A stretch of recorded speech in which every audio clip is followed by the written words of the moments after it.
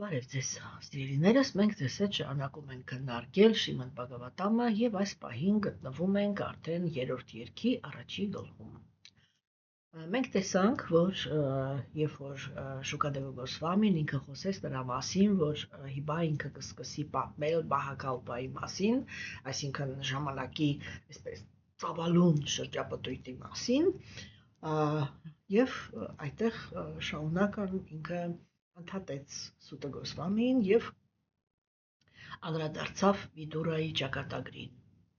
Այդ ժամանակ Սուտը Գոսվամին ինքը ասեց նրա մասին, որ նույն հարցով Պարիքշիտ Մահարաջը ընդհատել է Շուկադեվը Գոսվամին եւ ներկայացրեց Շուկադեվը Գոսվամիի պատասխանը։ Այդ պատասխանը ինքը իր մեջ ներառում է անդրադարձ դեպի այն տեքստերը կամ այն թեմաները, որոնք Շուկադեվը Գոսվամին ինքը արդեն քննարկել է, հա,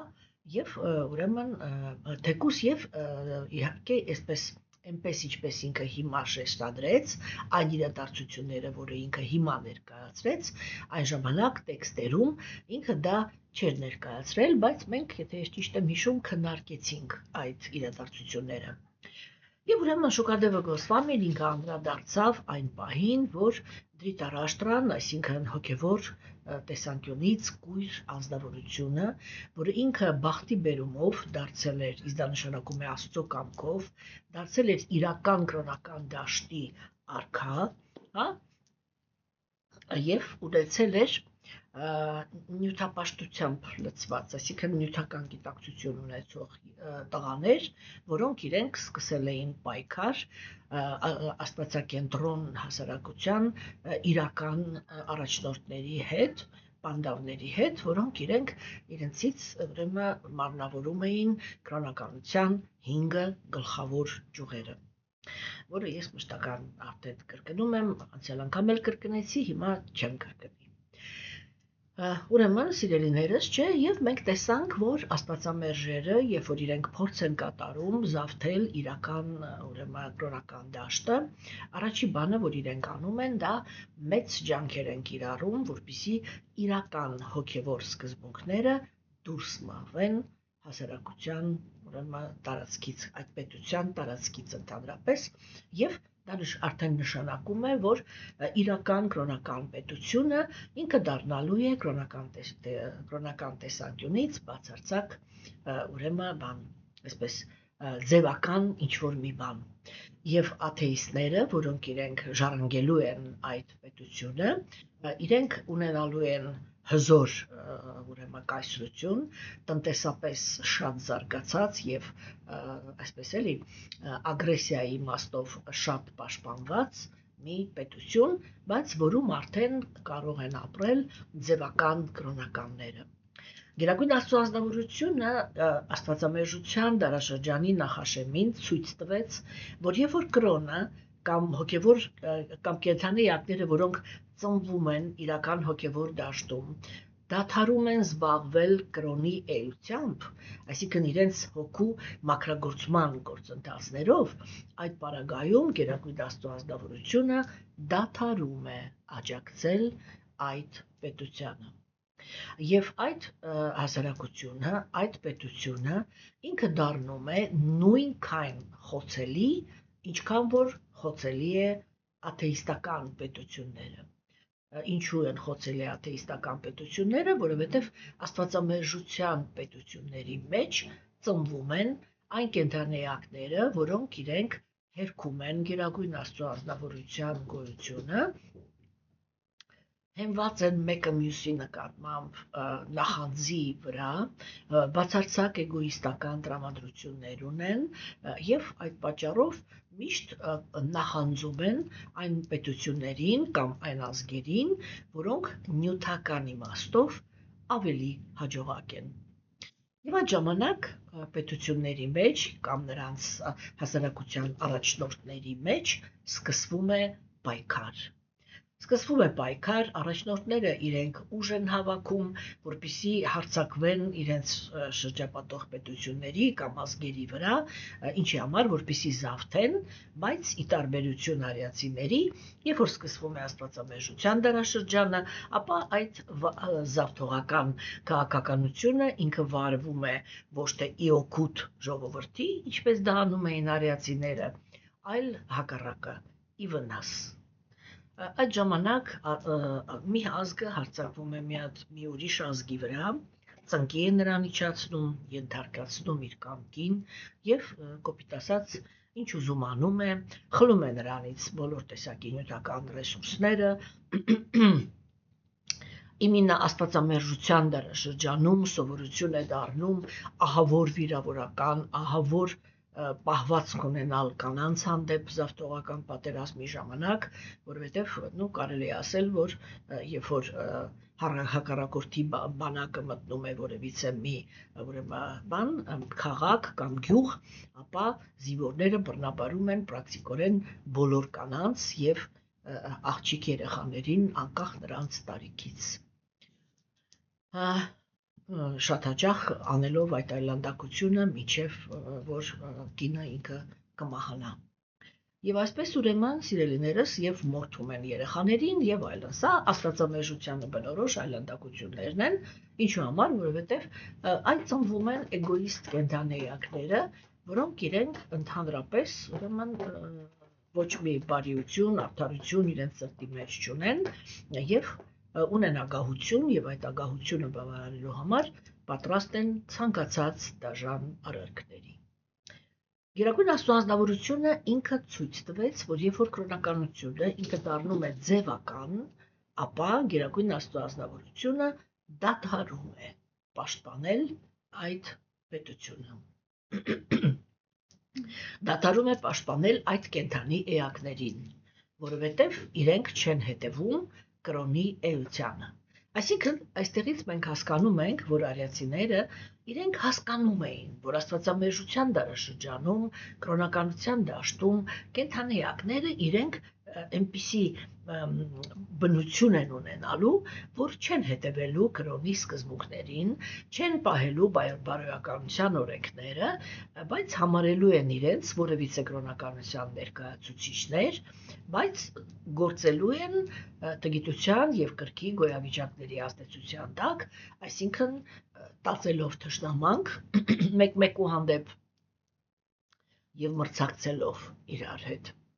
Չէ, իսկ այդ մթնոլորտը ինքը ըստ էության աթեիստական պետությունների ուրեմն քաղաքացիներից ոչինչով չի տարբերվում։ Եվ դրա համար գերագույն Աստծո անձնավորությունը ինքը դադարում է այդտեղ խառնվել, հա, եւ այդ պարագայում միշտ հաղթում է ավելի ուժեղը։ Սակայն այդ դեպքում իրադարձությունները իրանք դասավորվեցին այլ կերպ, որովհետև հակառակ կողմում ոչ թե ձևական կրոնականներն էին, այլ իրական հոգևոր մաքուր նվիրալները գերագույն Աստծո անձնավորության 5 պանդավները։ Եվ գերագույն Աստծո անձնավորությունը ինքը ցույց տվեց, որ ինքը աջակցելու է այդ սկզբունքները վերականգնելու գործընթացին, եւ երբ որ ինքը որոշի, որ կրոնականությունը ինքը պիտի հաստատվի, ոչ մի աթեիստ չի կարող կանգնացնել գերագույն Աստծո անձնավորության մտադրությունը։ Հիմա սիրելիներս ուրեմն եւ Շուկադևը Գոսվամին ինքը հիշեց այդ ամեն ինչը եւ հիմա թվարկում է բոլոր այն բանսարկությունները, որը Արքադրի Տարաշտրան իր արատավոր որդու հետ միասին ձեռնարկում էին, որպեսզի սպանեն պանդավներին, ինչու համար, որպեսզի գահը ժառանգի իր որդին։ Այսինքն աստվածամերժության սկզբունքները եւ այդպիսով իրական կրոնական պետությունը դադարի ըստ էության իր գոյությունը։ Շուկադևը Գոսվամին ինքը շարունակում է քննարկել այն արատավոր գործողությունները, որոնք կատարում էին Դրիտարաշտրան եւ նրա որդիները։ Շիբետ Բագավատամ 3-րդ երկ, 1-րդ գլուխ, 7-րդ տեքստ։ Թագավորը չխոչընդոտեց իր որդու Դուշասանայի նողկալի արարքին, երբ նա բռնեց բարեպաշտ թագավոր Յուդհիշթիրայի կնոջ Դրաուպադիի մազերից, թեև արցունքները հոսում էին նրա աչքերից արվակների պես, մաքրելով նրա կրծքի կարմիր կունկումը։ Յուդհիշթիրան, ով ի ծնե թշնամի չուներ, պարտվեց զառախահում, քանի որ նրա հակառակորդները դիմել էին խաբեության։ Այնուամենայնիվ, հավատարիմ լինելով ճշմարտության իր երդմանը, նա հեռացավ անտառ։ Երբ նշանակված ժամանակ Յուդհիշթիրան վերադարձավ և խնդրեց վերադարձնել թագավորության իր օրինական բաժինը, Դրիտարաշտրան, ով տարված էր պատրանքով, մերժեց նրա խնդրանքը։ Ուրեմն այստեղ, ինչպես տեսնում ենք, Շուկադեվը Գոսվամին ինքը ուրեմն շարունակում է թվարկել Դրիտարաշտրայի որդիների արատավոր գործողությունների շարանը։ Ինչ ասեց Շուկադեվը Գոսվամին։ Դրիտարաշտրան, որը ինքը հոգևոր կուրության մարմնավորումն էր, տեղի ունեցավ այսպիսի մի դրվագ, երբ որ իրենք Դրիտարաշտրան եւ իր որդիները պայմանավորվեցին, որ ինչ-որ մի առիթով, այսպես էլի տոնական ինչ-որ առիթով, կհրավիրեն բանդավներին եւ կներգրավեն Յուդհիշթիրային այդ զառախաղի մեջ, այսինքն ազարտ խաղի մեջ։ Հիմա եւ Յուդհիշթիրան ինքը պարտվեց այդ խաղում։ Այդ խաղում նրա հետ ուրեմն բանը ինքը սկզբից ուրեմն տարվեց այն թագավորությունը, որը պետք է ստանար, ստացել էր արդեն կներեք, հետո պարտվեց ինքը իրեն, հետո պարտվեց իր եղբայրներին, հետո պարտվեց իր կնոջը։ Բոլոր ներկաները, ընդ որում նաև Բհիշման եւ Դրոնաչարյան, եթե դուք հիշում եք այդ երկու կերպարներին, ապա պետք է որ հիշեք, որ դրանք ուրեմն իրականում շատ բարեպաշտ, ուրեմն Դրոնաչարյան ինքը բրահման էր, քուրմ էր, որը սովորեցնում էր արքայական ընտանիքի ուրեմն ժառանգներին պատերազմելու ուրեմն ռազմական արվեստը, այսպես ասենք, եւ ինքն էր, որ զինում էր այդ ուրեմն ժառանգներին տարբեր զանազան տեսակի զենքերով։ Բիշմադևը դա Դրիտարաշտրայի ուրեմն բանն էր, հորեղբայրն էր, որը իրականում ինքը ուրեմն բան էր, կներեք, այո, ինքը բանն էր, ուրեմն հորեղբայրն էր, եւ քերի կներեք, հազար անգամ ներողություն, քերին էր, եւ ուրեմն բանը ինքը այդ սխալ չմտածված երդումների մարմնավորումներ, եւ ուրեմն բաններ, ասեք, միաժամանակ ինքը գտնվում էր Գերագույն Աստծո ազնվորության հետ ասպետական հարաբերությունների մեջ։ Մենք դա քննարկել ենք առաջի երկում։ Չէ՞, ուրեմն նրանք երկուսն էլ այնտեղ էին։ Նրանք երկուսն էլ ստիպված են եղել, ուրեմն կռվել Դուրյոթանայի կողմից այդ պատրվակով, այդ բացատրությամբ, որ մենք Դուրյոթանայի հացն ենք, այսինքն Դրոնաչարյան ինքը ասում էր, ես Դուրյոթանայի հացն եմ կերել, չեմ կարող ուրեմն դրժել դա, ինչպես ասենք Վիդուրան արեց, որ ինքը ասեց, եթե ես ձեր հացն եմ կերել, ես պանդավների կողմից չեմ կռվի, թեկուզ եւ եթե կռվեի, կկռվեի պանդավների ուրեմն բանակից, ես չեմ կռվի, բայց համել իհարկե չեմ միանա ձեզ եւ չեմ կռվի պանդավների դեմ։ Դրոնաչարյան ինքը ասեց, որ ես չեմ կարող կռվել պանդավների հետ ձեր դեմ, որովհետև ձեր հացն եմ կերել եւ պարտավոր եմ ուրեմն կռվել ձեր բանով, ձեր կողմից։ Եվ մեկ այն ժամանակ, եթե հիշում եք, քննարկեցինք, որ Դրոնաչարյան եւ Բհիշման իրանք շատ կարևոր սկզբունքներ են, որը փորձում են կիրառել հոգևոր մարդիկ եւ որը աստվածամերժության դարաշրջանի համար սխալ պահվածք է։ Դրոնաչարյան ինքը մարմնավորում էր այն կենդանի էակին, որը շատ կապված է իր պարտականություններին, բայց երբ որ այդ պարտականությունները կատարում է, մտահոգ չէ, թե ում համար է ինքը դա անում։ Դրոնաչարյան ի պաշտոն է արքայական ընտանիքի, ուրեմն բաների, ժառանգների ռազմական ուսուցիչներ։ Հասկանում եք, եւ ինքը իր համար միևնույնն էր, ինքը պանդավներին է սովորացնում, թե Դուրյոթանային է սովորացնում, ինքը բոլորի հանդեպ կատարում էր իր պարտականությունը։ Եվ երբ որ եկավ պատերազմելու պահը, չէ, ինքը ընտրեց կատարել այն գործողությունները, որը ինքը պարտավոր էր ի պաշտոն է կռվել պետության ներկայացուցիչների կողմից։ Այսինքն Դրիտարաշտրայի եւ Դուրյոթանայի։ Հա, եւ սա ինքը շատ վտանգավոր կետ է, որտեղ արիացիները մեզ հուշում են, մեզ հոգևոր մարդկանց հուշում են, որ աստվածամերժության դարաշրջանում ի պաշտոնե պարտականություններ կատարելով հոգևոր մարդը կարող է աջակցի աթեիզմի տարածմանը հոգևոր դաշտում, այսինքն տարածի այն սկզբունքը, որը որ իրական հոգևոր դաշտը ոչնչացնելու համար է եկել։ Բհիշման ինքը ազնվորություն էր, որը փորձում էր նեյտրալիտետ, չեզոքություն պահպանել, հա, այսինքն ինքն էլ փորձում էր հավասար վերաբերվել, ուրեմն եւ պանդավներին, եւ Դուրյոթանայի եւ Դրիտարաշտրայի որդիներին, իդեմս Դուրյոթանայի։ Հասկանում եք։ Եվ տեսեք, պարիացիներ իրանք մեզ ցույց են տալիս, որ վերաբերվել հավասար, երբ որ դու գործ ունես առաքինի ազնվորությունների հետ եւ արատավոր, դու նորից նպաստում ես եւ ուժեղացնում ես արատավորներին։ Ինչու՞,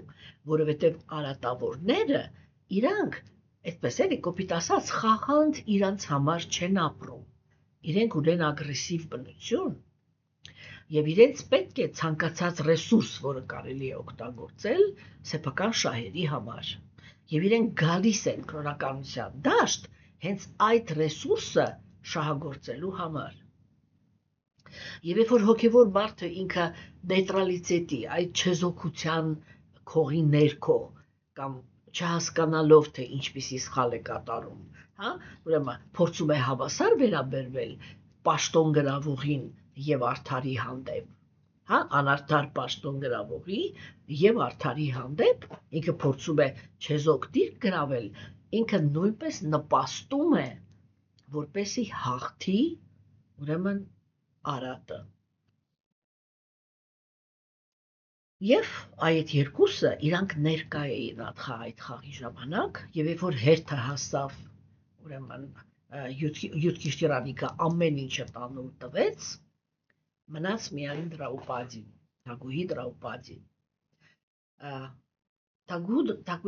Թագուհի Դրաուպադիի հետ ամուսնացել էր Արգջունան եւ ինքը բանելի ստացել էր Դրաուպադիի ձեռքը, երբ որ հաղթել էր մրցակցության մեջ, այսինքն երբ որ հավաքվել էին արքայազներ, որոնք իրենք բոլորը հավակնում էին դառնալ Դրաուպադիի ամուսինը, հա, եւ Դրաուպադին ինքը այդպիսի պայման էր դրել, որ ինքը կամուստանա այն ազնվորության հետ, որը որ նայելով այսինքն այսպես բոչկայի գլխին կախված պետք է լիներ սատկած ձուկ, հա, եւ նայելով ջրի մեջ նետահարը ինքը պետք է կարողանար ուրեմն նետահարեր այդ ձկան աչքը։ Բոլորը տանուլ տվեցին եւ միայն Արգջունան էր, որ ինքը կարողացավ ուրեմն հասնել այդ նպատակին։ Ընդհանրապես, եթե մենք խոսում ենք իմաստի տեսանկյունից, այսինքն երկրորդ շերտի տեսանկյունից, ապա միշտ նետաձիգը ինքը ներկայացնում է իրենից այդ կենդանեակի նպատակասլացությունը, այսինքն այդ նպատակի վրա ուժեղ կենտրոնանալու հակումը։ հա, եւ մենք տեսանք, որ հենց Արգջունան, այսինքն Գերագույն Աստվածավորության հանդեպ ընկերականության մարմնավորումը, հա, ինքը ստացավ Դրաուպադիի, որը ինքը Բախտի աստվածուհիներից էր, ստացավ Դրաուպադիի ձեռքը։ Այդ ժամանակ այդ բանի մրցակցության մեջ կար նաև Դուրյոթանայի այդ Դուխշասանան, որը այստեղ քննարկվեց, չէ՞, եւ ինքը նույնպես շատ հավակնում էր Դրաուպադիի ձեռքը ստանալ եւ շատ մեծ, իրանք չէին կարող սիրեին, իրանք մեծ տրփանքով էր վերաբերվում Դրաուպադիին։ Եվ այնպես դասավորվեց, որ իրեն հրաման տվեցին, որպեսզի ինքը գնա եւ այլ որ արդեն 7 եղջերան տարվեց նաեւ Դրաուպադիին, հենց Դուշասանային ուղարկեցին, որպեսզի ինքը Դրաուպադիին բերի։ Այդ ժամանակ Դրաուպադին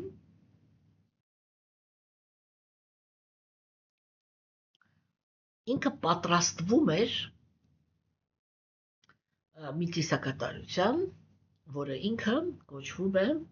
զոհագործության էր պատրաստվում։ Զոհագործության ժամանակ կանայք իրենք այսպես ասել հատուկ մազերը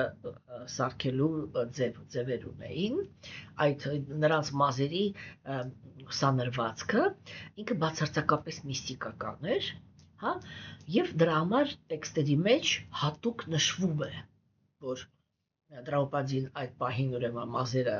պատրաստել էին իր ծառաները, հավաքել էին այնպես, ինչպես որ դա հարկն էր իմինը զոհագործություն կատարելու համար, իսկ Դուշասանան, որպեսզի, այսպես էլի, բնավարի ասած մուր հանի Դրաուպադիի, այդ դրանից, որ Դրաուպադին չի հասել իրեն, երբ որ ինքը մտավ այդ սենյակ, ինքը կոպիտ ձեռքով մազերը բռնեց Դրաուպադիի եւ Դրաուպադիի մազերից բռնած դուրս բերեց Դրաուպադիին, ուրեմն այդ ժողովի մեջտեղը։ Եվ ես եթե ճիշտ եմ հիշում, առաջի երգում մենք ձեզ հետ խոսեցինք, որ դա աննախադեպ բան էր։ Արիական քաղաքակրթության պատմության ընթացքում դա առաջի դեպքն էր, որ կնոջ հանդեպ, իմինը արիացի կնոջ հանդեպ ցուցաբերվեց այդպիսի անհարգանք։ Եվ դրա համար այստեղ ասվեց. հոգևոր տեսանկյունից կույր ազնվորությունը ինքը չխոչընդոտեց, որ Դուրշտադյումդան, բանը Դուխշասանան ինքը այդպիսի վիրավորանք հասցնի Դրաուպադիին։ Եվ դա ինքը հենց ցույց էր տալիս, թե եթե ուրեմն իշխանության գա Դուրյոթանան եւ նրա եղբայրները, թե իրենք ինչպես են վարվելու իրական կրոնականության սկզբունքների հետ։ Բայց ուրեմն վերջնականում այնտեղ խառնվեց Տեր Կրիշնան եւ ինքը պաշտպանեց Դրաուպադիին, ինչու որովհետեւ Դուշասանան ինքը փորձ կատարեց Դրաուպադիի վրայից հանել իր սարին, այսինքն այդ հագուստը որ հագնում են հնդկուհիները մինչև այսօր։ Հա, Տեր Կրիշնան ինքը պաշտպանեց Դրաուպադիին, թույլ չտվեց որպեսզի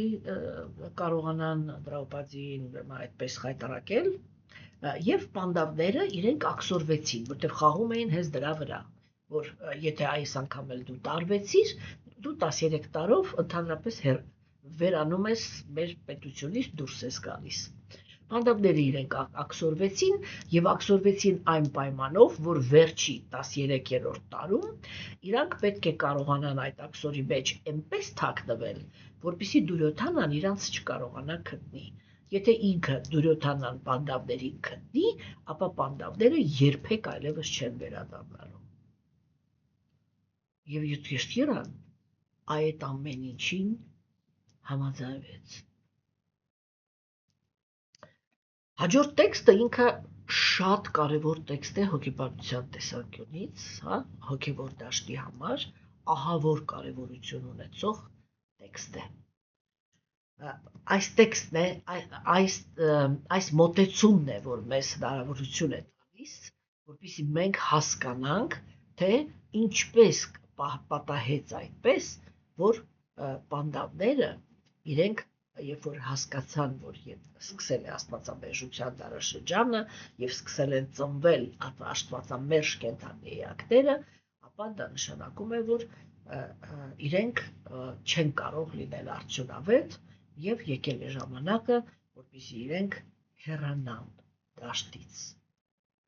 Եվ դրա համար նրանք Յոթշտիրան, ինչպես հիշում եք, որոշում ընդունեց եւ պանդավները իրենք գնացին Կիմալայներ եւ այնտեղ թողեցին իրենց մարմինները։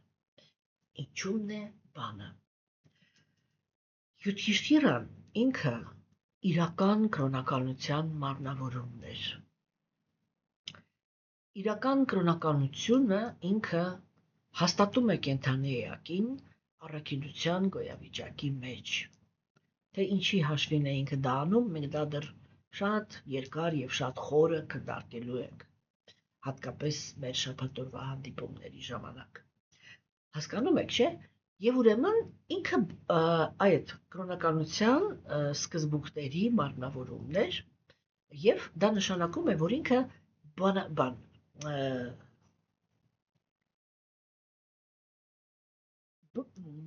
բարեկեցության նравственность, принципы нравственности, բարեպաշտության, բարոյականության կներեք, բարոյականության սկզբունքների մարմնավորումն էր։ Հասկանում եք, չէ՞։ Եվ տեսեք ուրեմն, այդ բարոյականության սկզբունքների մեջ կամ առաքինի բնություն ունեցող ազգավորությունները, իրենք ունեն մի քանի որակներ, այստեղ մի շատ կարևոր գաղտնիք կա։ Տեսեք, ես միշտ շեշտում եմ, չէ՞, ես ասում եմ, տգիտության գոյավիճակը դա թշնամանքի հարաբերություններն են, կրքի գոյավիճակը դա մրցակցության հարաբերություններն են, առաքինության, ուրեմն, բաները, հարաբերությունները դա համագործակցության սկզբունքներն են։ Եվ մեր ժամանակներում շատ քիչ մարդիկ կան, որոնք իրենք հասկանում են, թե դա ընդհանրապես ուշադրություն են դարձնում այդ սկզբունքի վրա։ Ինչու համար։ Որովհետև մարդիկ իրանք սովորաբար քննարկում են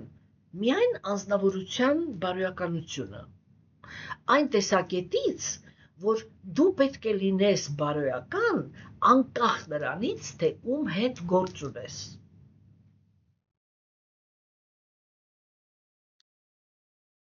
Եվ այս հիմունքի վրա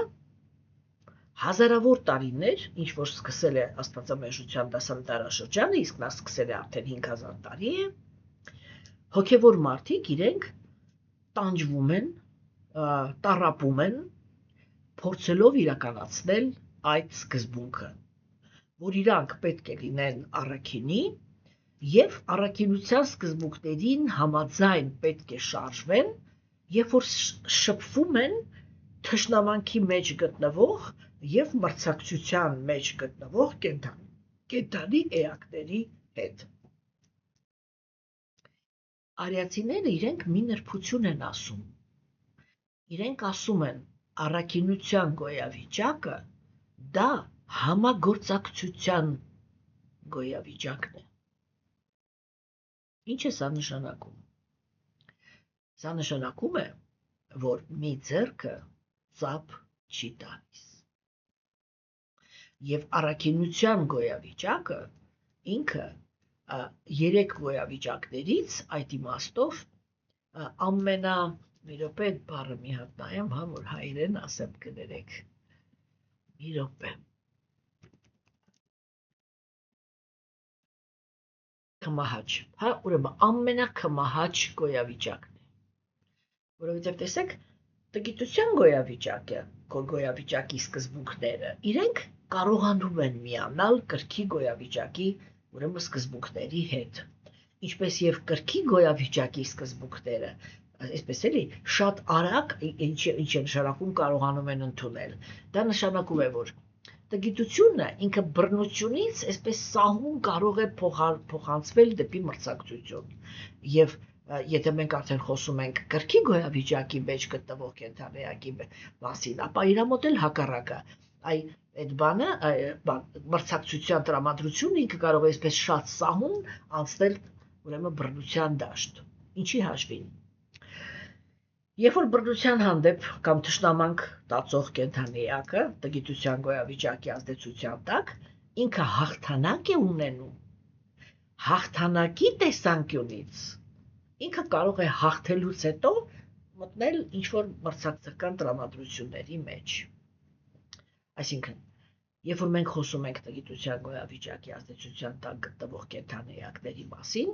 մենք խոսում ենք այն կենդանեակների մասին, որոնք իրենք հենված են էգոիզմի վրա։ Ինչ է սա նշանակում։ Սա նշանակում է, որ իրենք ունեն մի այդպիսի տրամադրություն, որ մենակ իրենք, այդ մենակ բառը դա ամենակարևորն է այդտեղ, որ մենակ իրենք կարող են, իրավունք ունեն վայելել այս կյանքը։ Հա, հիմա, երբ որ ազնվորությունը ինքը բռնության հաշվին, օրինակ, դառնում է կայսր, բռնակալ կայսր, չէ՞, ինքը արդեն թույլ է տալիս, որպեսզի իր օրինակ մոտակա ենթակաները, որոնց հաշվին, որոնց շնորհիվ, որոնց հետ միասին ազնվորությունը ինքը այդ հաղթանակները տարել է, հա, նույնպես կարողանան իշխեն, վայելեն, բռնաբարեն եւ այլն։ Հասկանում եք։ Իսկ կրքերի գոյավիճակի մեջ ազնվորությունը ուղղակի հակառակը, ինքը կարող է արդար մրցակցության, այսինքն առանց սպանության, առանց բռնության, հա, ինչ-որ ռեսուրսի հաշվին, արդեն կարևոր չէ թե ինչ, ընդ որում կրքի գոյավիճակի մեջ շատ հաճախ կենդանեակներ իրանք չեն խորշում, էլի խորամանկության միջոցով մրցակցությունը հաղթահարելուց, չէ, հաղթելուց։ Եվ իրանք կարող են օրինակ լինեն այդ մրցակցության տրամադրությունների մեջ, բայց հենց որ պերսպեկտիվայում տեսնում են, որ կարող է պարտվեն, այնպիսի մի ազնվորություն հայտնվեց, որը մրցակցության մեջ իրենց անպայման հաղթելու է, իրանք կարող են սահուն անցնել թշնամանքի եւ խորամանկ ձևերով օրինակ մրցակցին թունավորեն, կամ չգիտեմ, գցեն մեքենայի տակ, կամ ինչ-որ մի բան, անցնեն դեպի բռնության։ Ուրեմն այս երկու գոյավիճակները իրար հետ համահուն չեն, իրանք շատ այսպես սահուն անցնում են մեկը մյուսի մեջ։ Իսկ բանի, ասեք,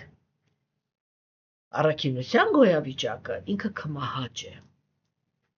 Հասկանում եք, ինքը շատ դժվար է ընդունում իր մեջ իրական առաքինությունը եւ շատ դժվար է գնում դեպի անկումը, այսինքն դեպի կրքեր եւ թշնամությունը։ Եվ սա ինչ է նշանակում, որ այստեղ մենք ինչ ստացանք, ինչ է սովորեցնում մեզ Գերագույն Աստծո անձնավորությունը, այսինքն ոչ թե մեզ, այլ այն հոգևոր, այն կենդանեակներին, որոնք իրենք աստվածամերժության դարաշրջանում փորձելու են զբաղվել հոգևոր կյանքով։ Ոչ թե ընդունելու են ձևական կրոնականություն, այլ փորձելու են զբաղվել իրական հոգևոր կյանքով, այսինքն այդ սրտի մաքրագործման։ Մենք ասում ենք, որ սրտի մաքրագործման process-ը ինքը ամենաառաջի հերթին կենդանեակին իրականում տալիս է 5 արդյունք։ Այդ առաքինության մեջի որակները 5 արդյունք է ստանում կենդանեակը։ Որոնք են այդ արդյունքները։ Ուրեմն այդ 5-ը ինքը բնորոշ է բոլոր արիացիներին, անկախ նրանից դա սովորական քաղաքացի է, թե քուրմ։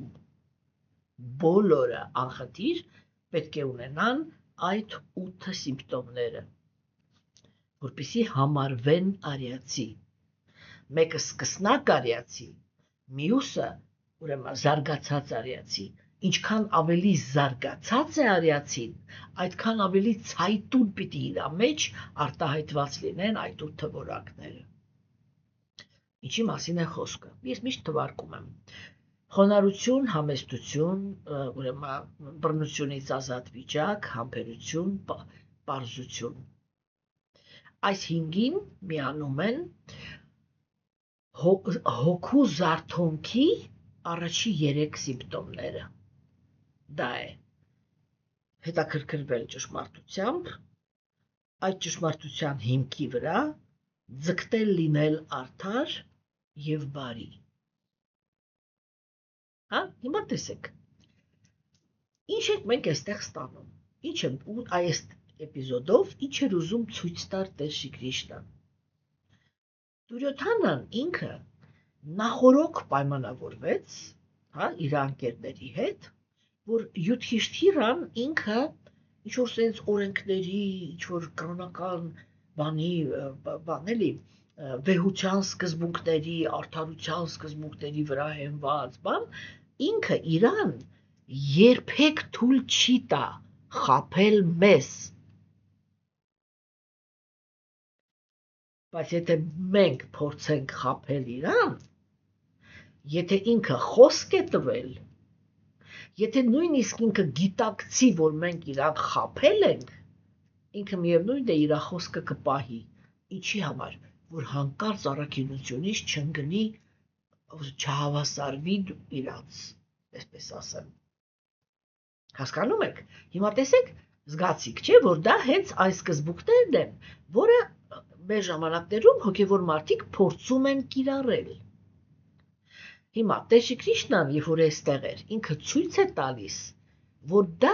սխալ պահվածք է։ Այսինքն, հիմա հարցերի հարցն է։ Յուդհիշթիրան, երբ որ հասկացավ, ինքը խոսք էր տվել, ասել էր, հա, ես համաձայն եմ։ Եթե ես տարվեցի, ուրեմն սա ես գնում եմ եղբայրներիս վերցնում եմ 13 տարով գնում եմ աքսորի 13-րդ տարում էլ եթե հանկարծ դուք մեզ միտեղ գտաք մեզի մորթեք համաձայն եմ հա եւ իրանք սկսեցին խաղալ եւ դիմացիները իրենք Յուդհիշթիրային խաբելով էին խաղում հիմա այստեղ հարց Յուդհիշթիրան ինքը այնքան հիմար էր, որ չէր հասկանում, որ իրան խաբում են, եթե ինքը այդքան հիմար էր, ինքը ինչու համար է համարվում Աստծո մաքուր նվիրալ, կամ չգիտեմ, առաքինի մարդ, երբ որ առաքինության գոյավիճակի ամենաառաջի հիմքը դա իմաստությունն է, այսինքն գիտելիքը, հա, եւ այն ազնվորությունը, որը ընդամենը մի 4-5 սիմպտոմ ստանալով կարողացավ հասկանա, որ ուրիշ դարաշրջան է սկսել, չկարողացավ հասկանալ, որ իրան դրիտարաշտրայի տղաները խաբում են, իր եղբայրները իրան։ Հա, սա ինչ է նշանակում, նորից եմ կրկնում, որ արիացիները համաձայն էին, որ հիմարը լինի իրանց կայսրը, այդպիսի սկզբունք ընդհանրապես չկար։ Հիմա սա ինչ է նշանակում։ Սա նշանակում է, որ Յուդհիշթիրան ինքը հասկանում էր, որ նրանք խաբում են իրան, բայց ինքը համարում էր, որ եթե նույնիսկ իրանք խաբում են, իրանք պատասխան են տալու իր խաբելու համար, հա, իսկ ինքը պիտի պահի իր խոսքը։ Եվ դրա հետևանքով 13 տարի շարունակ արիական քաղաքակրթության մեջ արմատներ էր գցում աստվածամերժության դարաշրջանը։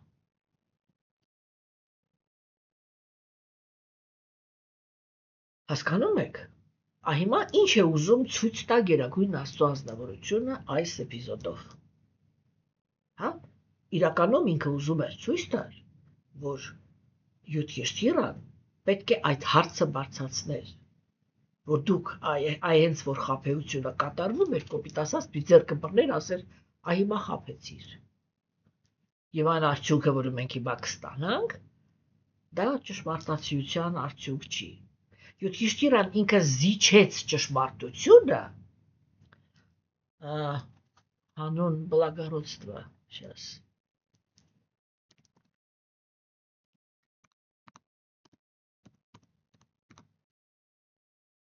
Այդ հանուն ազնվականության։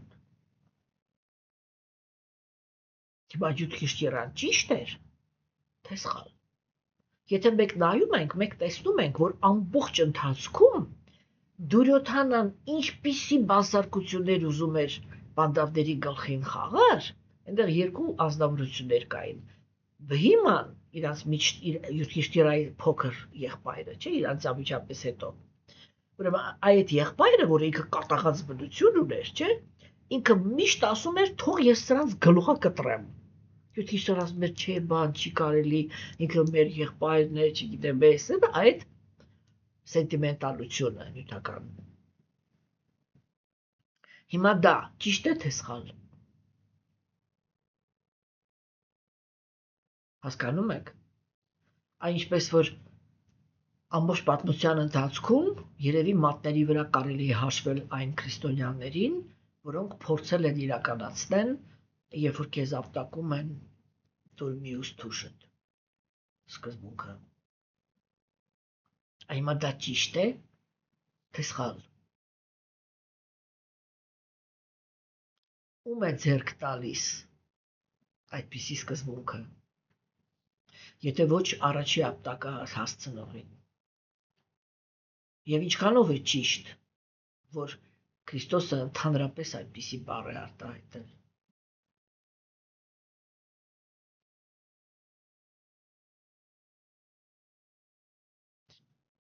Ինքը ոչ մի բառ գրանցած չունի։ Թե ավետարանը մեզ ինչ տեսքով է հասել, մենակ Աստված գիտի։ Մեկ էլ Վատիկանի կաթոլիկոսները, ուրիշ ոչ մեկ։ Հասկանում եք, չէ՞։ Եթե այսպես էլի օբյեկտիվորեն ենք խոսում, պարզ չէ, որ անձնական ես ոչինչ չունեմ ոչ մեկի հանդեպ։ Ամեն մեկը այս աշխարհում զբաղված է իր գործով։ Հասկանում եք, սիրելիներս, չէ՞։ Ուրեմն այսա հարցերից հարցն է, թե ինչն է ճիշտ։ Հիմա առաքելության գոյավիճակը դա համագործակցության գոյավիճակն է։ Եվ դա նշանակում է, որ առաքինության սկզբունքներով պետք է շփվել առաքինիների հետ։ Արեական քաղաքակրթությունը ինքը պաշտպանված էր եւ զարգացնում էր հզորություն նրա հաշվին, որ ինքը գիտակցում էր, որ աստվածամերժ պետությունները, դա վերաբերվում է նաեւ ազնվորություններին, չէ, որ աստվածամերժ պետությունները իրենք ագրեսիվ բնություն ունեն։ Եվ այստեղ իրենք իրավունք չունեն մտածելու, որ իր դիմացինը նույնպես առաքինի է եւ իր մտքում անգամ չկա, որպեսզի ինքը հարձակվի մեր վրա, եւ դրա համար պետք չի, որ մեր սահմանները որևիցե մեկը պաշտպանի, որովհետեւ որևիցե մեկը չի պատրաստվում մեր վրա հարձակվի։ Իսկ դիմացինը, հա, արեական քաղաքակրթության մեջ դա են հասկանում, որ դիմացինը ինքը տգիտության գոյավիճակի ազդեցության տակ է կամ կրքերի։ Եթե ինքը իրական կրոնական պետություն է, պիտի լիներ մեր հետ, այսինքն պետք է լիներ կայսրության անդամ։ Եթե ինքը անդամը չի, всё, ինքը մտավ ուրիշ գոյավիճակների մեջ։ Իսկ ուրիշ գոյավիճակների մեջ այնտեղ իշխում է թշնամանքը եւ էգոիստական կրքերը։ Ինչպես կարելի է մտածել, որ ես հիմա պիտի, որ ես առաքինի եմ, պիտի մտածեմ, որ իրանք էլ առաքինի են եւ պիտի վարվեմ իրանց հետ իմ առաքյալը, ես պիտի թշնամանք չտածեմ։ Չէ, դա իրականում այդպես է։ Դու քո առաքինությունը չես զիջում, ոչ թե նրանով, որ արդար ես վերաբերվում իրանց հետ, այլ նրանով, որ դու առաջինը երբեք չես ցուցաբերում ցածր գոյավիճակներին բնորոշ տրամադրություններ։ Դու ինքդ չունես թշնամիներ։ Եվ դրա համար էր, որ Շուկադևը Գոսվամին ինքը տեքստը սկսեց այդ գաղափարից։ Յուդհիշթիրան, որը իծնե թշնամի չուներ, պարտվեց, քանի որ հակառակորդը խաբեց իրեն։ Չէ, հիմա տեսեք, երբ որ մենք այսպես արտաքինից ենք մոտենում, թվում է, որ այս տեքստում, հա, Շուկադևը Գոսվամին ինքը խոսում է նրա մասին, որ Յուդհիշթիրան ինքը ոչ մի թշնամի չուներ։ Հա, այստեղ ես կարող եմ ասեմ, կարող է Շուկադևը Գոսվամի հասկացողության հետ ինչ-որ բաներ կատարվում։ Այսինքն ինչպես ինքը թշնամի չուներ, եթե Դուրյոթանան իր հոր հետ եւ իր եղբայրների հետ ամբողջ կյանքում փորձել են Յուդհիշթիրային եւ իր եղբայրներին սպանեն, այսինքն իրանք կոնկրետ թշնամիներ ունեին։ Այստեղ Շուկադևը Գոսվամին չի ասում։ Այստեղ է, որ մենք պիտի բառակապակցությունը ճիշտ հասկանանք։ Երբ որ ինքը ասում է Յուդհիշթիրա թշնամի չուներ, դա նշանակում է, որ ինքը Յուդհիշթիրան ոչ մեկի հանդեպ թշնամանք չէր տածում։ Տեսեք, այդ նույն դրիտարաշտրան, որը այդքան իր տղաների այդքան չար քայլերին հովանավորում էր, երբ որ պատերազմը ավարտվեց, եւ դրիտարաշտրայի որդիները պարտվեցին, եւ ոչ թե միայն պարտվեցին, այլ բոլորը սպանվեցին, դրիտարաշտրան մնաց պանդավների հովանավորության տակ։ Եվ մենք ձեզ այդ առաջի երգում քննարկեցինք դա, չէ՞, որ պանդավները իրենք դրիտարաշտրայի հետ այնպես էին վարվում, ոնց որ թե դրիտարաշտրան ոչ փորձել է իրանց թունավորի, ոչ փորձել է սպանի, ոչ պատերազմին է համաձայնվել, ոչ թույլ է տվել, որ Դրաուպադին վիրավորեն, ոչ, չգիտեմ, բան է արել, ոչ աջակցել է, որպեսզի պանդավները 13 տարի աքսորում լինեն։ Իրանք իրեն այսպես այն իսկական կլասիկ քերի նման գլխին դրած բան էին տալիս։ Կներեք, հորեղբոր։ Հասկանում եք, սիրելիներս, չէ՞։ Ուրեմն այսա ինքը ցույց է տալիս, որ Յուդհիշթիրան ինքը ոչ մեկին թշնամաբար չէր վերաբերվում։ Հիմա, իսկ ի՞նչ է նշանակում, որ Յուդհիշթիրայի եղբայրները, Փիման եւ Արջունան, իրենք շատ, այսպես, ռազմական գործողություններին պատրաստ զինվորներ էին։ Սա ինչ է նշանակում։ Սա նշանակում է այդ դա,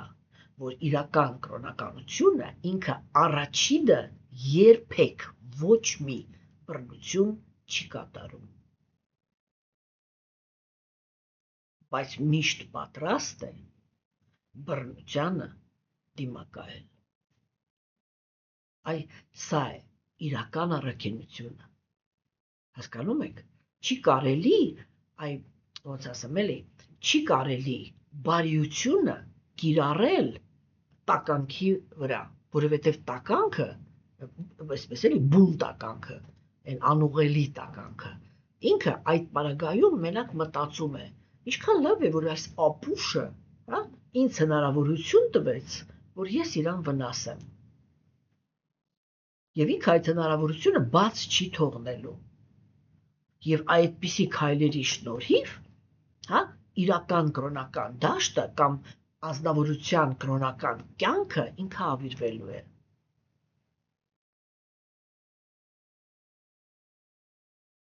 Այսինքն այո, յուրաքանչյուր աշխարհում պայմանականորեն ասած, բարի ու չարի միջև միշտ պայքար է գնում։ Կարևորը նա է, թե ով է պայքարը սկսում։ Հիշում եք, մենք Բhagavad Gita-ով քննարկեցինք։ Գերագույն ազնվորությունը ինքը վստահում է նյութական աշխարհի երկրորդական ղեկավարությունը կիսաստվածներին։ Կիսաստվածները, իմիջիալոց, ի տարբերություն բոլոր այն կիսաստվածների, որը հետո հորինվել են, իրական կիսաստվածները իրենք առաքինության գոյավիճակի ազդեցության տակ գտնվող կենդանի էակներ են։ Ինչու է Գերագույն Աստծո ազնվորությունը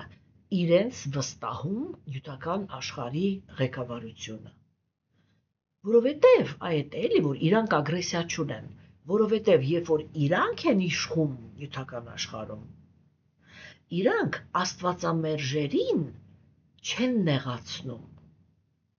Հասկանում եք, իրանք այդպես են վերաբերվում, որ եւ առաքինիները իրավունք ունեն այս աշխարհում ապրելու, եւ արատավորները։ Միակ խնդիրը այն է, որ առաքինիները պիտի ապրեն իրենց ստեղծած հասարակության մեջ, աստվածամերժերը իրենց, եւ երկուսն էլ պիտի լինեն պաշտպանված, պիտի ունենա իրավունք գոյատևելու։ Երբ որ իշխանության են գալի աստվածամերժերը, ամենքի ամենաառաջի պատմության մեջ այ հենց դա ենք քննարկելու, երբ որ տիեզերքի վրա իշխանության եկան կիսաստվածների փոխարեն երկու դեմոնական, ասած ագրեսիվ աթեիստ կենդանի էակները։ Մենք կտեսնենք ինչի հաշվին, ոնց է դրա մասին կխոսանք հետո։ Հասկանում եք, տեսեք, այ հենց որ իրանք կարողացան կիսաստվածներին դուրս շպրտել դրախտային մոլորակներից եւ զավթել դրախտային մոլորակները, առաջի բանը, որը այդ առաջնորդը հայտարարեց, ինքը ասեց մորթել բոլոր քրմերին։ Հա? դադարեցնել բոլոր զոհագործությունները։ Ինչու՞, որովհետև այդ զոհագործությունների հաշվին է, որ կենդանի են մնում արարիչը եւ կիսաստվածները։ Եթե ես կանգնացնեմ զոհագործությունները, նրանք բոլորը սովից կմահանան։ Հա? Եվ երբ որ գալիս է էգոիստը իշխանության, ինքը կենդանի է թողնում միայն աստվածամերժերին, հա, եւ ոչնչացնում է աստվածակենտրոնության դաշտը։ Այսինքն, եթե առաքինիները իրանք միշտ պահպանում են դվուպալյարնստյա, մի րոպե, սա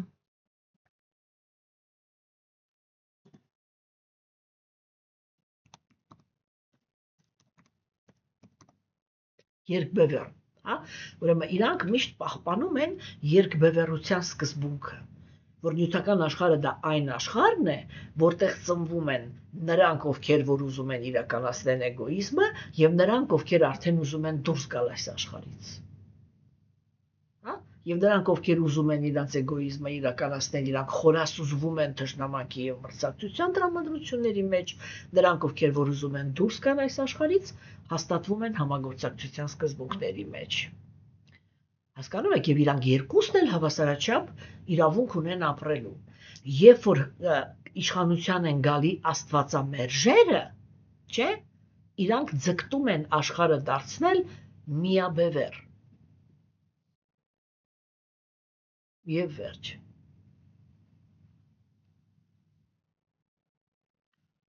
Հասկանում եք, սիրելիներս։ Եվ սա է պատճառը, որ իրանց այդ բնությունը, որ իրանք առաջինն են ագրեսիվ մտադրություններ ունենում, պարտադրում է, որպեսզի առաքինի կենդանիակները հասկանան, որ այդպիսի անձնավորության հետ խոսակցությունը, այդպես վեհության, ազնվականության բարձրուկներից ընդհանրապես չի ազդում։ Գիտեք, ես կասեմ նույնիսկ ավելին։ Հանճարեղ ֆիլմեր կան այդ թեմաներով, սովետական միության հետ կապված, որովհետև մենք կարծում եմ, որ արդեն հասկանում ենք, չէ, որ սովետական միությունը դա բանվոր դասակարգի պետություն էր, արեական լեզվով ասած, դա շուդրաների հասարակություններ, չէ, եւ այնտեղ հենց իրենց մասին հետագայում տաղանդավոր ֆիլմեր էին նկարում, որտեղ իրենք ցույց էին տալիս հոգեբանորեն, թե ինչպես են ատում տգիտության գոյավիճակի մեջ գտնվողները ազնվականությունը։ Ոչ թե գոռոզությունը ես բարձր եմ, ոչ, այլ երբ որ իրական ազնվականություն կա կենդանիակի մեջ։ Եվ միլիոնավոր այդպիսի ներքինից լույս ունեցող կենդանիական մարդիկ իրենք ուղղակի անխնայորեն գնդակահարվել են այդ դրանց կողմից սովետական միության ժամանակ։ Եվ թե ինչ անասելի տառապանքների էին պատճառում, ասեց ընտրում էին ում մեջ մի կաթիլ լույս կա, որտեղ բոլորը պիտի լինեին ստրուկի գիտակցությամբ։ Հասկանում եք, սա երկու այդպես այդ սովետական միության հետ կապված խնդիրները շատ խորը խոսակցություններ են, հիմա չեմ ուզում էլի, այդտեղ ոչ տեղին չի այդ խոսակցությունը, բայց ուղղակի այսպես որպես մոդել, որպեսզի մենք հասկանանք, թե երբ որ Շուկադևը Գոսվամին ասեց յութքիշտիրան թշնամիներ չուներ, այսինքն ինքը ոչ մեկի հանդեպ թշնամաբար չէր վերաբերվում, իրան խաբեցին, ինքը չընդդիմացավ եւ ընտրեց պահել իր երդումը։ Դրա հետևանքով տուժեց արիական քաղաքակրթությունը։ Այսինքն իրական աստվածակենտրոն հասարակությունը, եթե դա անձերին է վերաբերվում, ապա տուժում է անձնավորության հոգևոր կյանքը։ Հասկանում եք։ Եվ ուրեմն եւ այդ ամեն ինչը արվեց Տրիտարաշտրայի ուրեմն հավանության ներքո, չէ՞։ Հիմա եւ Շուկադևը Գոսվամին ինքը հատուկ ձևով նշեց, որ երբ որ բանդավները իրանք վերադարձան եւ Յուտիշթիրան ինքը խնդրեց վերադարձնել թագավորության իրենց օրինական բաժինը, ուրեմն Դրիտարաշտրան ինքը ուրեմն տարված պատրանքներով մերժեց դրա խնդրանքը, որոնք էին այն պատրանքը, որով տարված էր Դրիտարաշտրան։ Ինքը հավատում էր, որ իր տղաները հաղթելու են։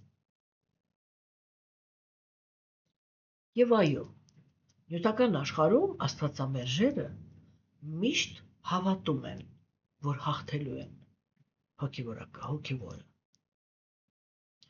Իհարկե, աստվածամերժության դարաշրջանում մենք չենք կարող դա ժխտել, եւ դա շատ վտանգավոր է իրականում հոգևոր մարդկանց համար։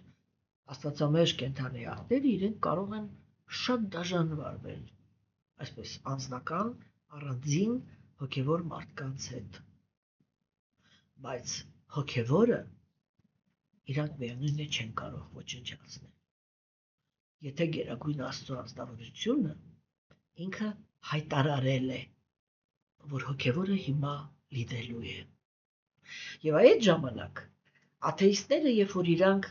փորձում են վերացնել կրոնը, վնաս տալ իրական կրոնականությանը, վնաս տալ իրական հոգևոր մարդկանց, չէ, իրանք ընդամենը կուտակում են իրաց վրա մեղքի բեռը, որը ինքը վերջանում է նրանով, ինչով որ վերջացավ Դրիտարաշտրայի եւ նրա որդիների պատմությունը։ Դրիտարաշտրան ստիպված եղավ տեսնել իր բոլոր երեխաների մահը։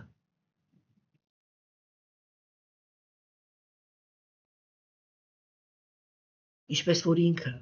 տարիներ շարունակ փորձեր կատարել, ծնողի, այսինքն Կունտի, մայր Կունտի աչքերի առաջ ոչնչացնել իր երեխաներին։ Եվ Գերագույն Աստծո ազնվորությունը ինքը վարվեց այ ուղղակի հավասար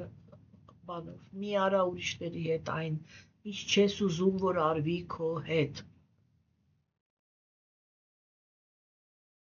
Չենք խոսում նրա մասին, որ ոչ թե միայն հատկապես հոգևոր դաշտի հանդեպ պետք է լինել շատ զգույշ, որովհետև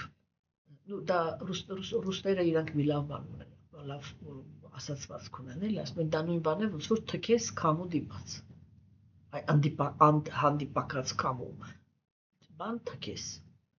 միակ բանը, որին դու կհասնես, դա կլինի նա, որ թուքը կկպնի քո դեմքին, ուրիշ ոչ մի բան։ Հասկանում եք, եւ շուկադեվոբոսվամին հիմա այդ սկզբունքներն է հիշացնում Պարիկշիտ Մահարաջին, որովհետև մի փոքր անց ինքը խոսալու է ուրեմն Վիդուրայի մասին, որը ինքը այդ ամենը ի տարբերություն Յուտիշթիրայի չզիջեց։ Հասկանում եք, ոչ թե Յուտիշթիրան զիջեց, ինքը ուղղակի առաջնահերթ էր համարում մշտական մնալ ազնվազարմության մակարդակին։ Մարդիկ իրենք սովորաբար մտածում են, որ Տեր Շիկրիշնան ինքը հենց այդ օրինակն է ցույց տալիս, որ իրականում հոգևոր մարդը ինքը այո պետք է պահի այդ ազնվազարմությունը, որպեսզի հնարավոր լինի, որպեսզի վերջնականում կրոնականությունը ինքը հաղթի։ Այդ դեպքում ես մի հատ հարց կտամ։ Հիշում եք, մենք ձեզ հետ քննարկեցինք, որ եղավ մի պահ, երբ որ բոլորը գիտակցում էին, ինչ ասեց Դրոնաչարյան եւ Բիշվադևը, իրանք պատերազմից առաջ պանդավները գնացին իրենցից ներողություն խնդրելու, որտեղ իրենց ուսուցիչներն էին։ Իրենք մոտեցան, ներողություն խնդրեցին այդ երկուսից եւ ասեցին կներեք, որ մենք ստիպված ենք լինելու ձեր վրա նետեր ուղարկել։ Բայց սա պատերազմ է եւ դուք հակառակորդի կողմից եք։ Այդ ժամանակ Դրոնաչարյան եւ Բիշման ասեցին. մենք շատ բավարարված ենք ձեր արարքով եւ հաղթանակ ենք ձեզ ցանկանում։ Դրոնաչարյան ինքը ասեց. դուք չեք կարողանա ինձ սպանել, մինչեւ ես զենքս չդնեմ։ Իսկ Բիշմայինն ինքը արդեն պարզ էր, ինքը ուներ բան, ուրեմն օրհնություն, որ ինքը կարող է մահանալ միայն այն ժամանակ, երբ որ ինքը ուզի, իրան ուրիշ ոչ մեկ չի կարող սպանել, մենակ ինքը։ Եվ երբ որ Բիշմադևը ինքը ասեց, ես օրհնում եմ ձեզ, որ դուք հաղթեք, դա նշանակում է, որ ինքը արդեն պանդավներին ասեց, որ ես ընդունում եմ, ես թույլ եմ տալու, որ դուք ինձ սպանեք։ Իսկ Դրոնաչարյայի ասածը իրականացնելու համար Տեր Շրի Կրիշնան, այսինքն ինքը Գերագույն Աստծո ազնվորությունը, մոտեցավ Յուդհիշթիրային եւ ասեց, որպեսզի Դրոնաչարյան դնի զենքը, ինքը պետք է իմանա մի բան, որ իր տղան մահացել է։ Ուրեմն ով ուզում է մեզանից ասի, որ Աշվաթթաման մահացել է, Դրոնաչարյան չի հավատա, որտեվ Աշվաթթաման իր հերթին շատ հզոր զինվոր է։ Բայց եթե դա ասես դու, ինքը վայր կդնի զենքը։ Ինքը Գերագույն Աստծո ազնվորությունը մոտեցավ Յուդհիշթիրային այդ խնդրանքով, որ իրանց պետք է խաբել, որպեսզի սպանենք։ Եվ մենք այն ժամանակ այդ սկզբունքը քննարկեցինք, որտեղ իրականում տեսեք, ես հիմա ահավոր վտանգավոր բան եմ ասում։ Եվ առաքինության ջանքեր թափող կենդանեակները կարող են ինձ ամոթանք տալ եւ իրավացի կլինեն, եթե հասկացվեմ այնպես, ինչպես հիմա ամեն ինչը հնչեց։ Հասկանում եք, բայց ինչ է ուզում ցույց տա Գերագույն Աստծո ազնվորությունը։ Ինքը մեզ ընդամենը մի ուղերձ է ուղարկում, որ եթե ինչ-որ մեկը անօրինական ձևերով փորձում է սպանել արդարին, ինքը արժանի չի արդար մահվան։ Ես իր հետ վարվում եմ նույն կերպ, ոնց որ ինքն է փորձել վարվել արդարի հետ։ Հա? Եվ ինչ արեց Տեր Շրի Կրիշնան։ Ինքը ասեց, այ ոնց որ իրանք խաբեցին ձեզ, ու դուք 13 տարի եղաք դրսում։ Այդպես էլ հիմա ես եմ խաբելու իրանց, որպեսզի կարողանամ հաղթեմ։ Եվ դա է արդարությունը։ Տեսեք, սա շատ էսպես բան չէ, այնպիսի գիծ է, չէ, որ արատավոր մարդիկ կարող են չարաշահել այս սկզբունքը։ Բայց արատավոր մարդիկ առանց մեզ էլ միևնույն է ամեն ինչը չարաշահում են։ Իրանց մեր ասածները չի, որ պիտի ոգեշնչի նրանց չարաշահելու համար։ Բայց առաքինի մարդիկ հիմա հիմք կստանան իրենց համար, որպեսզի հասկանան, թե որն է Գերագույն Աստծո ազնվորության տրամաբանությունը։ Հասկանում եք, ինքը այդ արարքով, որ հրահրեց Յուդհիշթիրային խաբել Դուրյոդանայի բանակի ներկայացուցչին, ինքը պատասխան էր տալիս Դուրյոդանային, որը խաբեությամբ Յուդհիշթիրային իր եղբայրների հետ աքսորեց։ Ինչ ցույց տվեց Կրիշնան, որ այն ժամանակ դու պիտի այդ սուտը չհանդուրժեիր։ Իսկ հիմա ես քեզ կպարտադրեմ, որ դու նույն ձևի սուտ ասես ոնց որ իրանք, որ հաղթես այնպես, ինչպես իրանք էին հաղթել, որտեվ ազնիվ հաղթանակի իրանք արժանի չեն։ Սա շատ։ Գիտեք, որ ես անկեղծ եմ ասում, երբ որ ես հասկացա ընդհանրապես, թե այս ամեն ինչը ինքը ինչի մասին է, ես չեմ կարող նույնիսկ բառ գտնեմ, որպեսզի հիմա փոխանցեմ, թե ես ինչ էի զգում այն ամեն ինչից, ինչ որ այդ պահին հասկացել էի։ Հա, եւ ուրեմն Շուքադևը Գոսվամին ինքը քննարկում էր, հիշեցրեց հենց այս թեմաները։ Եվ այսօր այսքանը, սիրելիներս, բացածը կշարունակենք արդեն Աստծո կամոք երկուշաբթի օրվանից։ Ստեսություն ձեզ։